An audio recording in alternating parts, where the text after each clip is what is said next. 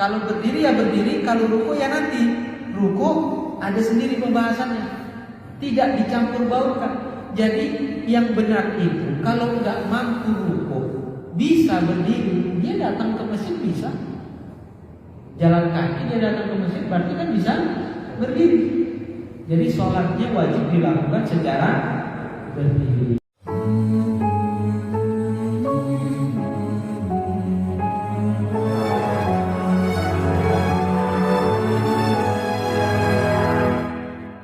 هو بدر التمام إذا جن الظلام به همنا وصرنا عيونا لا تنام هو بدر التمام إذا جن الظلام به همنا وصرنا عيونا لا تنام به يشفى السقام. Dan Rasulnya, majelis yang dimana Rasulullah Sallallahu Alaihi Wasallam mengatakan akan dinaungi oleh para malaikat dengan sayap-sayapnya.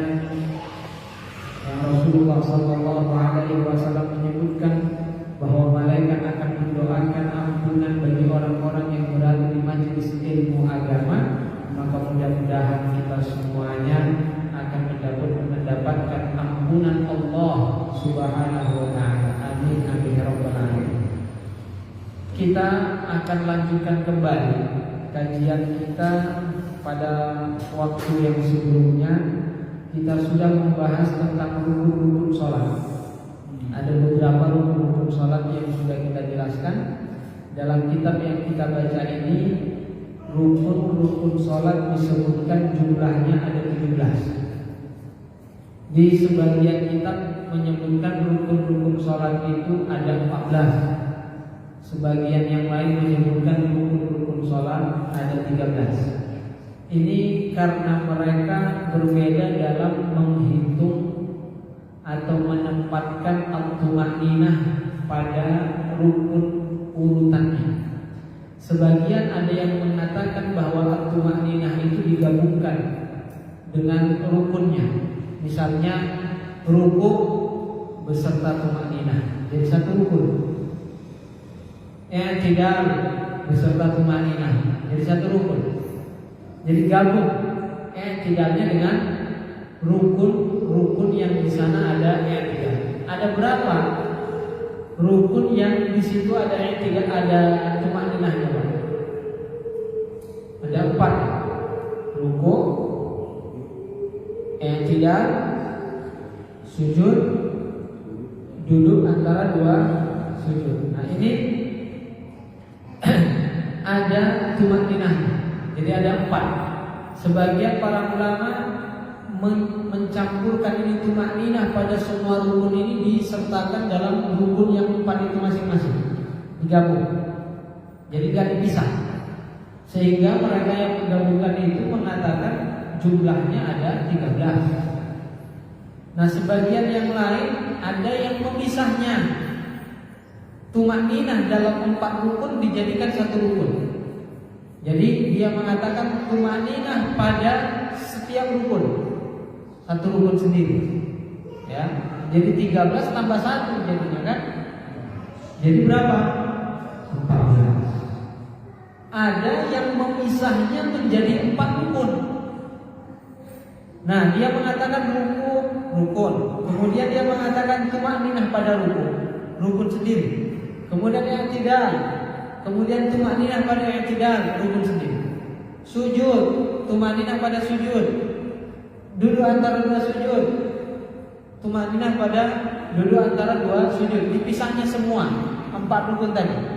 Jadi kalau semuanya dipisah dalam 4 rukun jadi 13 asalnya, kemudian ditambah 4 tumaninah menjadi 17. Nah, makanya kita temukan perbedaan-perbedaan jumlah rukun itu, letak perbedaannya di sini. Jadi semua mereka sebenarnya sama, cuman beda dalam menjadikan tumaninah itu ya dijadikan urutan rukunnya. Dalam kitab ini disebutkan 17, berarti tumaninahnya dipisah semua. Dalam 4 rukun itu semuanya dipisah. Rukun yang pertama sudah kita jelaskan, yaitu niat. Jadi kita akan sebutkan secara cepat saja yang sudah kita jelaskan untuk mengingatkan kita semua urutan rukun-rukun yang sudah kita jelaskan. Yang pertama sudah kita jelaskan, yaitu niat. Niat itu letaknya di dalam hati. Menghadirkan niat di dalam hati dan letaknya itu berbarengan saat kita mengucapkan takbiratul ihram, Allahu Akbar. Berbarengan saat dia mengucapkan Allahu Akbar, dimulai dari alif pada kalimat Allah, berakhir pada huruf ra pada kalimat akbar. Disitulah dia hadirkan niat. Apa yang dihadirkan? Yang dihadirkan adalah keinginan untuk melakukan perbuatan lil fi'l, yaitu keinginan untuk melakukan sholat. Saya sholat. Kemudian apa yang dihadirkan lagi? Ta'yin, menentukan sholat yang dilakukan sholat apa? Sholat maghrib. Jadi saya sholat maghrib. Jadi sudah ada fi'alnya, perbuatannya, dan sudah ada ta'yin. Kemudian juga disebutkan jika sholat itu sholat fardu, disebutkan sholatnya sholat fardu. Usolli fardhal maghrib. Saya sholat fardu maghrib. Nah, dihadirkan di dalam hati. Gak mesti harus dilafazkan. Cukup dia menghadirkan keinginan untuk melakukan sholat tersebut di dalam hatinya. Ini adalah niat yang sah. Jadi tidak sah kalau hanya sekedar Allahu Akbar tanpa ada keinginan apa-apa dalam hati. Tidak sah. Allahu Akbar keinginannya cuma ingin sholat, tapi tidak ditentukan sholatnya sholat apa. Ini juga tidak sah. Ditentukan sholatnya. Kemudian rukun yang kedua adalah mengucapkan takbiratul ihram. Ini secara urutan nomor 2, tetapi secara perbuatan nomor 1. Karena nomor 1 niat dan nomor 2 takbiratul ihram ini dilakukan berbarengan. Jadi bukan niat dulu baru takbir, atau takbir dulu baru niat, enggak. Niat berbarengan dengan takbiratul ihram. Cuman secara urutan yang disebutkan niat dulu, baru rukun yang kedua adalah takbiratul ihram. Ini secara urutan dalam penomoran kitabnya saja, tetapi secara perbuatannya ini niat dan takbiratul ihram dibarengkan. Kemudian kita juga sudah menjelaskan bahwa takbiratul ihram itu ada syarat-syaratnya, sehingga jika tidak terpenuhi syaratnya takbirnya tidak sah. Di antaranya takbiratul ihram itu nggak boleh diganti lafaznya. Allahu Akbar tidak boleh diganti Ar-Rahmanu Akbar. Walaupun maknanya sama. Allah dengan Ar-Rahman kan sama. Allahu Akbar diganti Ar-Rahmanu Akbar, tidak sah. Atau dibalik Akbarullah, nggak sah. Atau dia mengucapkan Allahu Akbar, hamzahnya akbar diganti menjadi waw, Allahu Akbar, ini juga tidak sah. Atau hamzah alif pada kalimat Allah itu dipanjangkan, Allahu Akbar, tidak sah, karena maknanya jadi berubah. Begitu juga jika ba pada kalimat akbar dipanjangkan, Allahu Akbar, tidak sah takbirnya. Kenapa? Karena maknanya jadi berubah. Nah, ini diantara syarat-syarat membaca takbiratul ihram. Kemudian rukun yang ketiga al-qiyam fil fardhi lil qadhi. Ini sampai di sini kemarin. Iya Pak ya? Ada yang masih ingat? Sudah 1 bulan lebih, 2 bulan. Rukun yang ketiga adalah berdiri bagi yang mampu pada sholat fardu. Berdiri bagi yang mampu pada sholat fardu.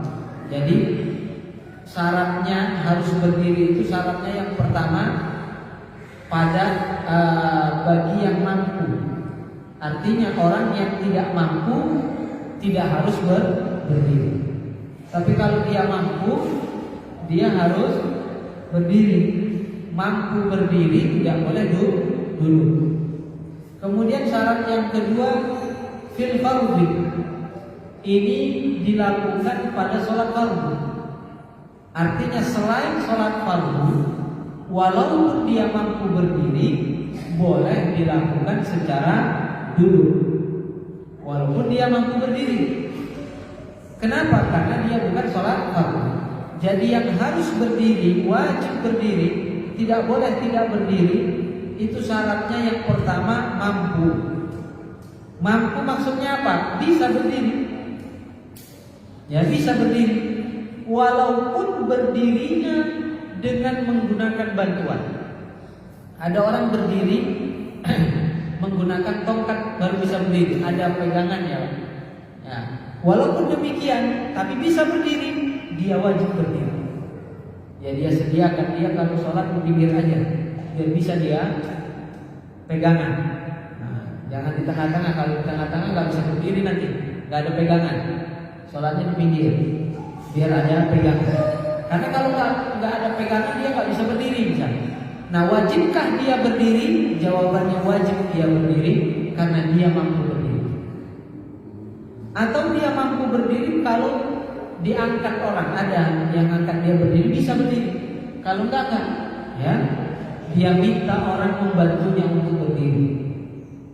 Dia minta orang ketika dia sholat, dia minta orang lain berada di sampingnya, ya dia untuk mengangkatnya berdiri. Nah ini saking wajibnya sholat dalam keadaan berdiri, sehingga orang yang mampu berdiri tidak boleh sholatnya duduk. Nggak boleh sholat duduk kalau mampu berdiri. Tapi tidak di semua sholat, hanya pada sholat fardu. Jadi sholat sunnah seperti tarawih boleh nggak duduk? Boleh. Kecapean misalnya, tadi makan kekenyangan. Jadi mau sholat tarawih baru dapat 4 rakaat sudah nggak kuat berdiri. Boleh nggak duduk? Boleh. Cuman orang yang sholat sunnah mampu berdiri, tapi dia sholatnya sholat duduk, pahalanya mendapatkan setengah dari orang yang sholat berdiri.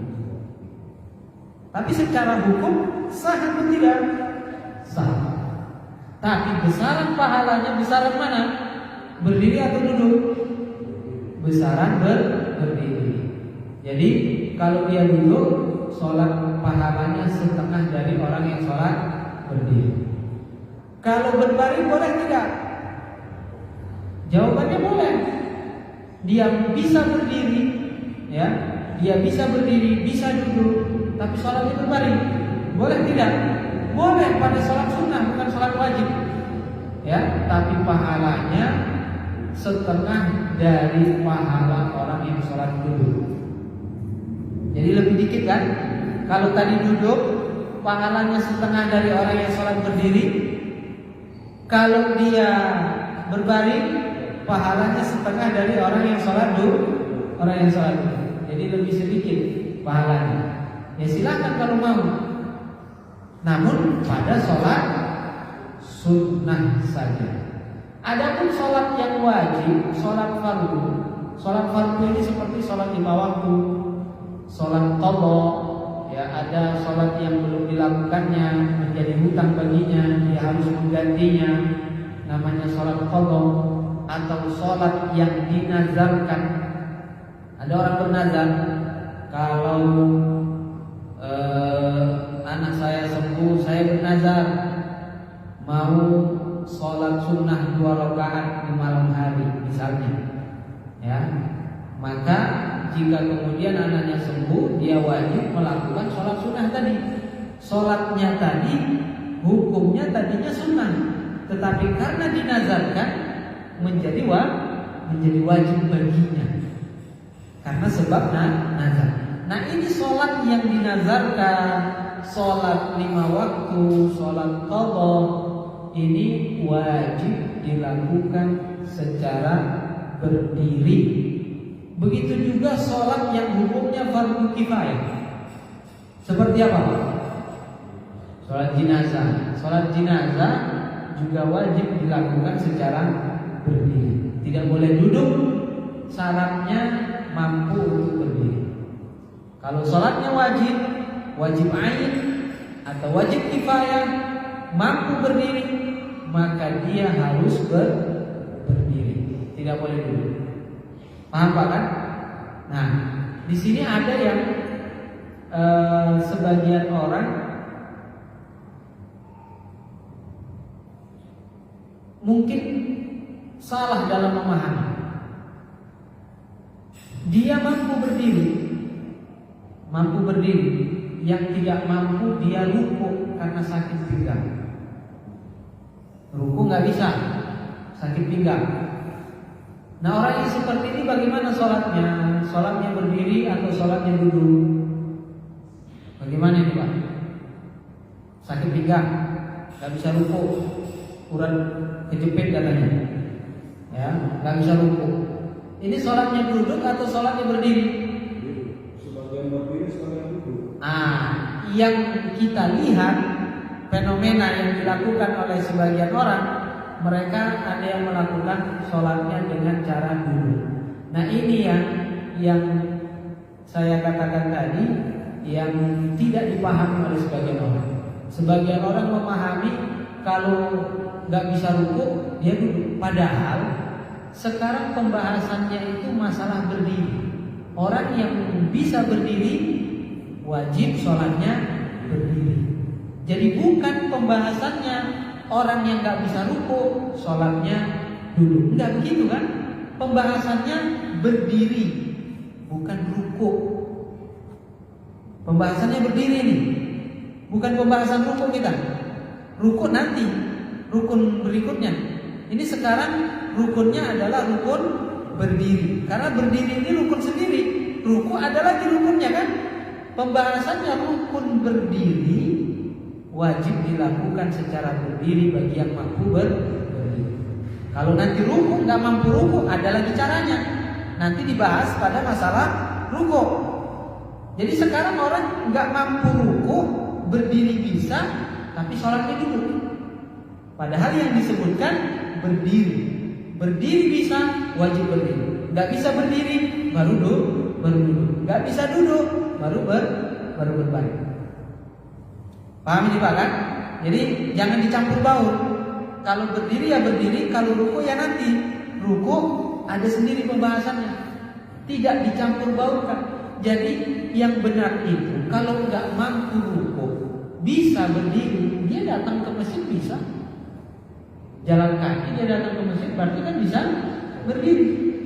Jadi sholatnya wajib dilakukan secara berdiri. Nah terus nanti ruku kan nggak bisa ruku. Nah orang yang tidak bisa ruku itu dengan membungkukkan badan sampai sekiranya kedua tangannya ini bisa nempel di lututnya. Sekiranya dia bisa menempelkan tangannya ke lututnya. Jadi rukunya begini kan. Kalau rukunya begini kan nggak nempel di tangan, nggak nyampe ke lutut Pak. Harus bungkuk begitu baru tangannya bisa sampai. Sekiranya bisa sampai tangannya ke lutut. Itu minimal ruku bagi orang yang mampu melakukannya. Nah sementara dia nggak bisa membungkukkan badan seperti ini, nggak bisa.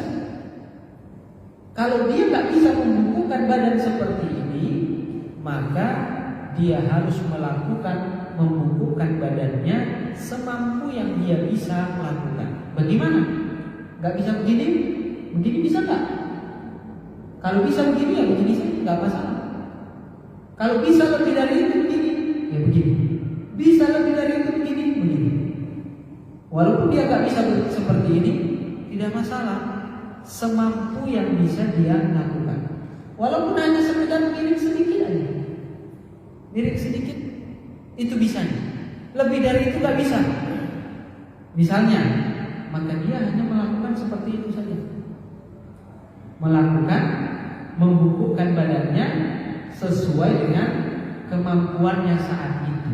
Ini bagi orang yang tidak bisa ruku. Jadi sholatnya bukan bukan. Paham ya? Ada orang gak bisa ruku, gak bisa sujud. Ada gak Pak? Seperti apa contohnya? Orang yang habis operasi mata, kata dokter gak boleh membungkuk, sujud gak boleh, ya. Nah, baru operasi. Jadi kalau sudah beberapa hari baru boleh katanya. Nah ini yang seperti ini bagaimana? Gak bisa dia membungkukkan badannya untuk ruku, gak bisa dia membungkukkan badannya untuk sujud, ya karena matanya tadi yang habis dioperasi. Ini bagaimana? Ya, bagaimana dia bisa untuk melakukan membungkukkan badannya sebisanya bagaimana? Yang gak berbahaya gimana? Misalnya kalau seperti ini tidak boleh kata dokter, ini berbahaya, ya. Begini boleh gak? Ya, kalau begini boleh, maka begini yang dilakukan. Misalnya mentoknya begini, maka yang mentok begini ini nanti untuk isyarat sujudnya. Jadi rukuknya agak begini berarti. Jadi dia rukuk, tidak sujud agak membungkuk, lebih bungkuk daripada rukuk, biar beda, biar gak sama antara rukuk dengan sujud, biar gak sama. Jadi kalau sujud bungkuknya begini, kalau rukuk bungkuknya begini, sujud agak dibungkukkan lagi. Seperti itu. Jadi bukan duduk sholatnya tetap berdiri. Jadi ya begitu, berdiri takbir Allahu Akbar. Nanti ketika rukuk bungkukkan sedikit, sami Allahu liman hamidah. Ketika sujud bungkukkan lagi lebih rendah dari rukuk supaya tidak sama, ya. Seperti itu modelnya. Paham Pak ya? Kemudian ada orang juga kalau melakukan sholat di kendaraan seperti kereta misalnya. Ini sebagian yang kita lihat orang sholatnya duduk. Pernah ngeliat itu Pak? Sholatnya duduk. Kenapa duduk? Bisa nggak berdiri? Bisa. Orang dia tadi naik kereta aja lari-lari, ya telat dia lari-lari dia supaya nggak ketinggalan, lari saja bisa. Gotong barang-barangnya, tasnya diangkatnya, dipikulnya dia mampu. Kenapa ketika masuk di kereta dia sholatnya duduk di atas kursinya dan tidak tahu menghadap kemana itu? Yang penting asal ya kalau kursinya ada ke sana ya ke sana dia sholat. Kalau kursinya menghadap ke sana ya di sana dia sholatnya. Ya asal menghadap saja. Nah ini bagaimana? Sholat yang seperti ini tidak sah. Kenapa tidak sah? Yang pertama dia mampu berdiri. Yang kedua dia tidak menghadap ke arah kiblat.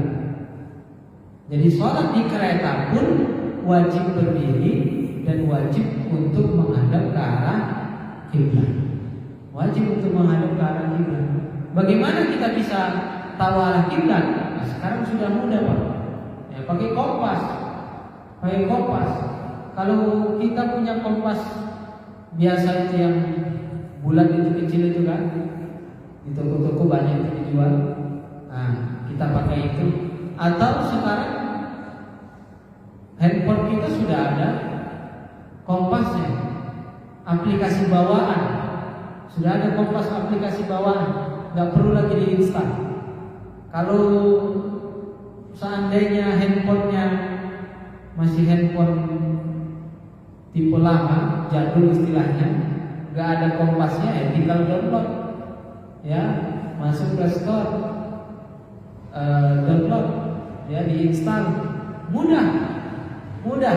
Terus bagaimana cara mengetahui arah kiblat? Nah, kita kan sudah pernah mempelajari sebelumnya cara mengetahui arah kiblat. Gimana Pak? Tinggal cari arah baratnya kemana. Kompas itu kan mengetahui mana barat, mana selatannya, mana utaranya, ya, mana selatannya, mana timurnya, kan begitu. Kita cari di mana arah barat. Oh, ketemu baratnya sana. Kalau sudah ketemu barat, di posisi kita ini Indonesia dengan Makkah, itu posisinya tidak tepat ke arah barat, tetapi miring sedikit ke kanan, miring saja sedikit ke kanan.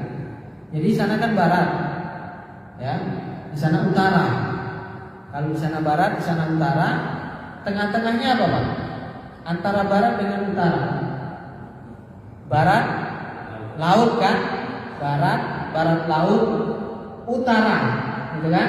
Nah, antara barat dengan utara ini ada barat laut, berarti barat lautnya di sana. Nah, antara barat dengan barat laut, tengahnya ke situ lagi Pak. Jadi sana barat, miring sedikit ke sini. Nah, di sanalah arah kiblat. Jadi cari saja mana arah barat, kemudian dapat arah barat, miring sedikit ke kanan. Sholat. Begitu caranya. Jadi Ustaz, kereta ini kan banyak belok. Iya. Di saat yang mana yang tepatnya? Nggak masalah kalau seperti yang itu. sudah dulu karena kita Nah. menghadap. Yang penting ada mengatakan hati itu menghadap kiblat gitu. Yang penting pertama kali saat takbir pertama kali dia takbir, dia menghadap ke arah kiblat. Setelah itu nggak masalah, ya. Setelah itu nggak masalah. Dan kereta api kita ketahui jalurnya itu nggak banyak beloknya, banyak lurusnya daripada beloknya kan gitu. Nah, yang penting pertama, jadi bukan nanti dari awal karena dia mengetahui oh ini nanti belok-belok juga nanti ya udah sholatnya kemana aja. Tidak begitu. Awalnya dulu saat kita takbir pertama kita harus menghadap ke arah kiblat. Ya, setelah itu saya sudah nggak masalah setelahnya. Kalau misalnya nanti dia belok-belok, ya nggak masalah. Yang penting awalnya kita sudah menghadap ke arah kiblat. Kemudian gimana mau berdiri? Bisa nggak kita berdiri? Bisa. Di kereta itu ada ruangan bisa kita berdiri cukup untuk kita sholat. Ya, kita sholat di kereta kan di perjalanan kan nggak lama-lama. Sholatnya bisa dijamaah, bisa dikosor 2 rakaat, dan itu nggak lama. Ya, nggak membutuhkan waktu yang lama. 5 menit untuk sholat qasar itu sudah cukup sekali. Nah, jadi nggak perlu bacaannya juga jangan panjang-panjang, supaya bisa nanti dipakai orang lain untuk melakukan sholat tempat tersebut. Jadi ada ruangannya itu di belakang, dibutuhkan ada ruangannya. Nah, apa bisa begitu ya? Buktinya, ya alhamdulillah. Beberapa kali naik kereta, sholatnya berdiri terus bisa. Alhamdulillah. Pesawat bisa nggak? Pesawat juga bisa. Ya, beberapa kali juga di pesawat sholatnya berdiri bisa. Namun, ya biasa ini yang mudah ini kalau pesawatnya internasional lebih luas. Tapi kalau pesawat domestik, nah di sini perlu kita karena pesawatnya kecil, domestik kan. Nah ini bisa kita atur waktunya. Bagaimana mengatur waktunya? Jangan kita ambil penerbangan yang menghabiskan waktu sholat. Contohnya subuh. Subuh kan waktunya cepat banget. Waktu subuh jam berapa sekarang masuk? 4:30. 4:30 contohnya. Jadi jangan ambil pesawat dengan penerbangan jam 4:30 sampainya jam 6. Atau sampainya jam 6:30. Pokoknya sampai habis waktu. Berangkat masuk waktu, ya, karena kita kan masuk pesawat itu setengah jam sebelum penerbangan, kan? Kalau pesawatnya 4:30, berarti kita harus masuk di pesawat jam 4 sudah masuk ke dalam pesawat. 4:30 terbang. Nah, masuk waktu. Kita nggak bisa sholat di ruang tunggu, mau sholat belum masuk waktu. Kita mau sholat di ruang tunggu, waktu sholat belum masuk. Ya, kita masuk di pesawatnya sempit, sulit. Nah, ini bisa kita siasati yang seperti itu. Jangan ambil penerbangan di jam yang menghabiskan waktu sholat. Subuh saja yang sulit. Kalau yang lain kan bisa dijamak. Misalnya sampai di bandara sana kita sholatnya kan bisa seperti zuhur dengan asar misalnya. Kita berangkat di waktu zuhur, nggak masalah, nanti sampai di sana kita bisa jamak dengan asar, kan mudah. Maghrib dengan isya juga demikian, kan mudah. Nanti kita sampai kita bisa jamak. Karena penerbangan domestik kan 2 jam, 3 jam kan begitu Pak. Paling lama 4 jam mungkin ya kalau ke timur sana. Paling lama mungkin 4 jam ke sana. Nah ini bisa disiasati dengan kita melakukan sholat jamak sebelum kita berangkat atau setelah kita sampai di sana. Tapi yang nggak bisa itu nggak bisa dijamak subuh saja. Subuh saja yang nggak bisa dijamak kan. Jadi memang subuh ini harus dilakukan tepat waktunya. Jadi kita bisa mensiasatinya, jangan ambil penerbangan di jam yang menghabiskan waktu subuh. Kita kalau mau misalnya kalau di sini masuk 4:30 sudah masuk waktu sholat, kita bisa ambil penerbangan jam 5:30 misalnya, atau jam 5 sebelum masuk pesawat kita bisa sholat di ruang tunggu. Ya sholatnya kan cepat saja, itu cuma 2 rakaat kan, cepat saja. Baru kemudian kita masuk ke dalam pesawat. Nah, jadi jangan ambil di jam 4:30 penerbangannya, padahal masuk waktunya juga 4:30. Nanti habis waktu sholat kita nggak bisa sholat subuh. Jelas Pak ya? Jadi gampang mengaturnya. Kalau internasional, kan penerbangannya 9 jam, 15 jam, 12 jam. Nah ini bagaimana ini? Ya, di sana itu di bagian belakang itu ada tempat yang cukup untuk kita melakukan sholat dan tidak diganggu juga kita melakukan sholat. Duduk semua Pak. Nah, ini. Padahal kalau naik kalau Garuda nggak tahu ya. Kalau Saudi Airlines malah ada ruangan musolanya itu di belakang. Ini Pak Ustaz, kalau jemaah haji itu padat sekali Pak. Padat. Kalau berdiri aja susah masuk Pak, susah. Jadi kondisional lah, kira begitu aja. Iya. Jadi kondisional bisa kan diatur. Orang bisa melakukan jamaknya di awal, jamak takdim, sebagian melakukan jamaknya di akhir, jamak takhir, dan sholatnya juga kan nggak sekaligus semua, gitu. Nggak berjamaah semuanya sholat. Kalau begitu ya nggak bisa. Gantian kan sholatnya, bergantian. Nah, baik. Kemudian bisa kalau ini ya, sering dari Turki itu kan 5:30 maghrib. Saya nggak sholat, sholatnya jam 2 malam, bisa nggak? Sholat jamaah boleh kan, masih ada waktu isya. Subuh kan belum masuk jam 2. Ada orang bilang kalau terusnya jatuh, yang imam di situ nggak sholat gimana? Nah, jadi syarat sholat jamaah ini ada syaratnya Pak. Bagaimana? Orang yang ingin menjamak sholat jamaknya diakhirkan. Apa maksud jamak diakhirkan? Jamak diakhirkan seperti misalnya maghrib dengan isya. Sekarang sudah masuk waktu maghrib. Kita tahu sekarang maghrib sudah masuk. Tapi saya tidak mau melakukan sholat maghrib sekarang. Kenapa? Bisnya belum mau berhenti. Nanti berhentinya jam 10 malam baru berhenti dia. Nah jadi kalau seperti itu saya berniat untuk mengakhirkan sholat maghrib saya ini di waktu isya. Namanya jamak takhir. Supaya kita tidak jatuh ke dalam dosa dan supaya kita lepas dari dosa kalau seandainya nanti terjadi kecelakaan begitu kan.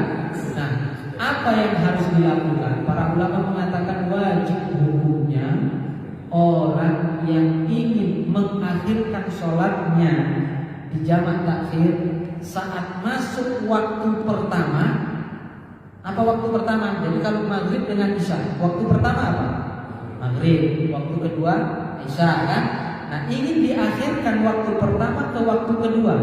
Maka ketika masuk waktu pertama yaitu maghrib, berniat dalam hati ingin mengakhirkan maghrib kepada isya. Jadi jangan nggak pakai niat, niat aja. Maksudnya niat itu punya keinginan dalam hati. ya udah maghrib ini saya akan melakukan di waktu isya nanti. Ada aja keinginan itu dalam hati.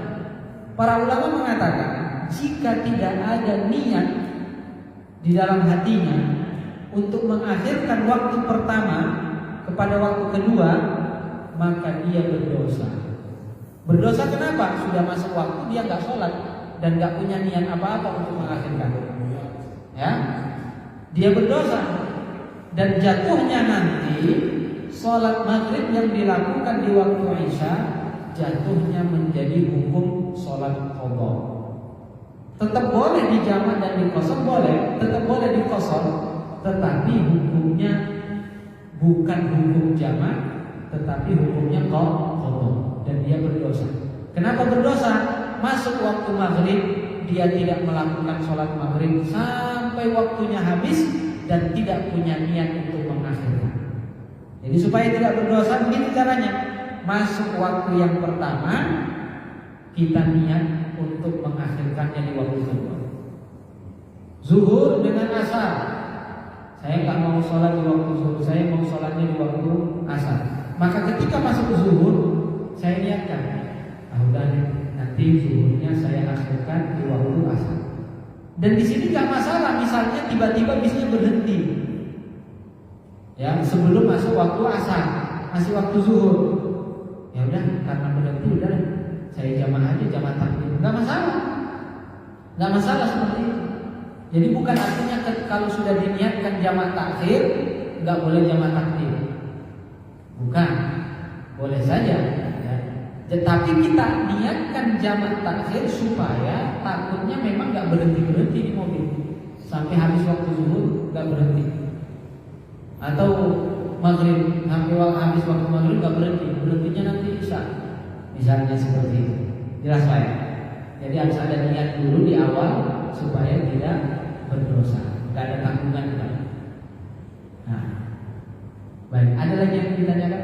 Niatnya itu bagian dia apa? Niat cukup menghadirkan keinginan dalam hati. Dalam hati saja kita punya keinginan, nanti saya akhirkan maghrib kepada isya. Nah, nggak perlu dilafazkan, nggak perlu diucapkan, cukup punya keinginan. Karena niat itu kan keinginan. An-niyatu hiyal qasd. Niat itu adalah keinginan. Punya keinginan saja cukup disebut sebagai niat. Baik, silakan Pak. Ini mengenai wajibnya berdiri. Nah, selama ini memang persepsikannya itu ibadah seperti ibadah haji itu kita disuruh sholatnya di ya Ramadan kan itu yang kita lakukan selama ini. Ya mudah-mudahan nggak dosa karena kita nggak tahu ya. Nah sekarang ini wajibnya berdiri. Sekarang di kereta itu memang ada sih di peron itu apa di perbatasan sambungan. Tetapi kalau kita berdiri bisa di situ. Tapi ya lepas dari mulai bisa megang. Aturannya nggak boleh loh. Sekarang nggak boleh, jelas itu. Nggak boleh. Sambungan itu bukan boleh. Bukan di sambungan. Sebelumnya, sebelum sambungan. Iya. Nah ini pertama, kita sulit untuk sujud dan rukuk di situ. Ya, artinya tempatnya memang sempit. Kedua, kita kan tidak tahu bagaimana sucinya tempat itu. Kita nggak ada jaminan. Apakah boleh? Apakah memadai? Kita sholat itu hanya berdiri saja. Rukuknya apa? Istilahnya kita simbolis lah. Sujudnya juga begitu. Membandai mana itu kalau berdiri seperti itu saja menghadap kiblat dengan rukuknya yang tentunya tidak sempurna dan sujudnya juga tidak sempurna karena kita pertama tadi menghindari kesucian tempat atau kita memang lebih baik duduk aja gitu mana yang lebih baik. Ini maksudnya nggak bisa sujud bukan karena ruangannya nggak cukup untuk sujud, ya. Tetapi karena khawatir itu tempatnya tidak suci begitu Pak. Yang pertama menghukumi tempat itu suci atau tidak suci itu menghukumnya secara zahir dan secara yakin. Jadi misalnya kita bisa saja ini walaupun ini terlihat bersih seperti ini, kalau kita mau istilahnya memikirkan ini bisa saja orang tadi di kamar mandi, ya kakinya kena najis, masuk ke sini basah-basah kakinya, ini bernajis, kan bisa saja begitu Pak kan?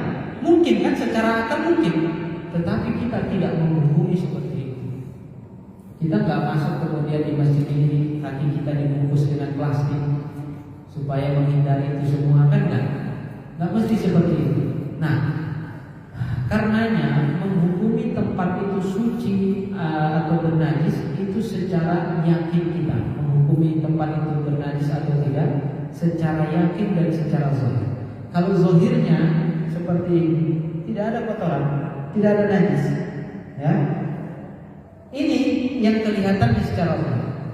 Dan secara keyakinan kita nggak melihat tadi ada orang kakinya bernajis menyentuh ini, kita nggak melihat, ya. Maka tempat ini kita hukumi suci. Begitu di kereta, Pak. Kalau kita lihat nih, ini kan banyak orang lalu lalang pakai sepatu juga minyak-minyaknya, ya. Nah, ini mungkin bernajis. Nggak mesti orang pakai sepatu kemudian dianggap bernajis. Orang yang nggak pakai sepatu dianggap bersih, kan nggak? Orang nggak pakai sandal dari kamar mandi, habis kamar mandi masuk najis juga, kan begitu. Jadi yang penting kita lihat ini ada kotoran nggak? Oh, bersih, kan gitu kan? Ada nggak tadi kita lihat orang pakai sepatu atau pakai sandal, sandalnya bernajis, minjem ini? Nggak ada kita lihat. Ya sudah, berarti kita hukumi suci seperti itu. Nah, jelas saja. Atau kalau kita bawa misalnya ada koran, ya kalau mau kita taruh koran. Tapi nggak mesti seperti itu. Nggak mesti seperti itu. Karena menghukumi itu bernajis atau tidak itu secara zahir dan secara yakin, bukan secara zon ataupun syak, keraguan. Kalau enggak nanti kita was-was terus. Ini nanti ya bernajis, rumah kita najis, ya. Kita jalan dari sini ke rumah, oh ini tanahnya ini nanti takutnya ada najisnya nih, ya. Sampai ke rumah kita harus basuh dulu semua kaki kita baru masuk rumah, kan repot. Tapi nggak seperti itu. Ya sudah, kita lihat saja. Nah, jelas saya. Nah, begitu juga misalnya kalau kita jatuhin kita di tanah. Aduh, jatuh ke tanah. Harus dicuci nggak? Jangan-jangan tanah ini tadi ada najisnya. Namanya tanah kan, ayam di situ lewat, ya kambing kadang juga lewat, orang kakinya bernajis nginjek, ada kucing buang air kecil di situ. Kan bisa saja namanya tempat lalu lalang hewan. Tapi kalau ini jatuh harus dicuci kan? Enggak kan? Kenapa? Kita lihat nggak ada kotorannya, sudah bawa sholat apa? Nah, seperti itu. Baik, ada lagi yang bisa? Nah, jika tidak ada, selanjutnya ketika orang melakukan sholat secara berdiri, ada kesunahan. Tadi kan wajibnya. Ada kesunahan yang dianjurkan untuk dilakukan dalam mazhab Imam Asy-Syafi'i adalah wa yusannu wad'u yadayhi ba'da taharrumi tahta sadrihi wa fawqa surratihi. Disunnahkan meletakkan kedua tangannya setelah takbiratul ihram. Allahu Akbar. Meletakkan tangannya di mana? Dalam mazhab Imam Asy-Syafi'i sunnahnya tahta sadri, di bawah dada. Mana dada? Ini kan dada. Berarti di bawah dada, wa fawqa surratihi, dan di atas pusarnya. Mana pusarnya? Yang berlubang itu kan? Berlubang tapi enggak bolong. Pusar. Jadi ini pusar, ini dada. Berarti antara pusar dan dada. Di bawah dada, di atas pusar. Jadi seperti ini. Meletakkan tangannya seperti ini. Tidak di atas dada, tidak pula di bawah pusar. Ya, ini mazhab Syafi'i, dan ini ada perbedaan pendapat. Ada perbedaan pendapat. Ya, Imam Abu Hanifah mengatakan di bawah pusat. Jadi kalau mereka sholatnya begini. Jadi kalau misalnya kita berangkat haji itu kan karena banyak mazhab di sana Pak ya. Ada orang yang sholatnya di bawah pusat. Iya. Ada lagi orang yang sholatnya iya, diluruskan aja tangannya, dijatuhkan. Kan begitu. Dalam mazhab Imam Malik begitu. Ya. Ada juga yang mengatakan di atas dada. Tapi Imam Syafi'i memilih hadis yang mengatakan di bawah dada, di atas pusat. Dan ini tidak menjadi permasalahan bagi kita. Jadi jangan kita salahkan orang yang sholatnya di bawah pusat begini atau begini. Tidak, ada dasarnya mereka sendiri. Namun kalau kita berbicara dalam mazhab Imam Syafi'i pilihnya yang mana? Di antara riwayat-riwayat itu, ya Imam Syafi'i pilih riwayat yang mana? Yang dipilihnya adalah di bawah dada, di atas pusat. Jadi mereka juga nggak berhak menyalahkan kita yang sholatnya seperti ini. Ada orang yang sholatnya begini menyalahkan kalau sholat begini itu nggak sah, nggak ikut sunnah katanya. Sunnahnya begini, kalau begini nggak ikut sunnah. Ini tahu dari mana Imam Syafi'i lebih pintar dari dia atau dia lebih pintar dari Imam Syafi'i? Imam Syafi'i yang muridnya itu juga luar biasa, apalagi gurunya tentunya. Ya, mereka semua memiliki sanad dari atas sampai ke bawah. Itu semuanya tidak ada yang mengatakan Imam Syafi'i itu salah dalam hal ini. Ya, semuanya mengakui Imam Syafi'i punya banyak murid. Di antara murid yang terkenal itu adalah Imam Al-Buwaiti, Imam Al-Muzani. Nah, dari mereka lah kemudian sanad Imam Syafi'i itu turun ke bawah sampai kepada kita. Ini semuanya mendukung pendapat Imam Syafi'i. Nah, terus ada orang sekarang kemudian datang mengatakan, sholat yang begini itu nggak ikut sunnah. Yang ikut sunnah itu yang begini. Ya, yang begini nggak ikut sunnah. Ini tahu dari mana ini? Ya, kita katakan ada hadis yang mengatakan tahta sadri, di atas dada yang begini ada hadisnya. Ya, cuman yang seperti ini juga ada hadisnya. Imam Syafi'i dari sekian banyak riwayat itu memilih seperti ini. Imam Abu Hanifah malah pilih di bawah pusat. Imam Abu Hanifah apa nggak ngerti hadis? Ya, Imam Abu Hanifah jauh lebih mengerti hadis dan lebih banyak hafal hadis, ribuan hadis ketimbang orang yang menyalah-nyalahkan seperti itu. Dia satu hadis pun nggak hafal. Jangankan ribuan hadis, satu hadis saja nggak hafal. Cuma tahu satu hadis di atas dada. Hanya tahu satu hadis itu kemudian menyalahkan orang yang di bawah dada, menyalahkan orang yang di bawah pusat, menyalahkan orang yang membentangkan tangannya. Nah, di sini makanya perlu penting kita mengetahui perbedaan mazhab itu supaya kita tidak menyalah-nyalahkan orang yang sedikit berbeda dengannya kemudian langsung divonis salah, nggak ikut sunnah. Para ulama tidak mengajarkan hal yang seperti ini. Baik, ada yang ditanyakan? Jika tidak ada, kita cukupkan sampai di sini. Insya Allah akan kita lanjutkan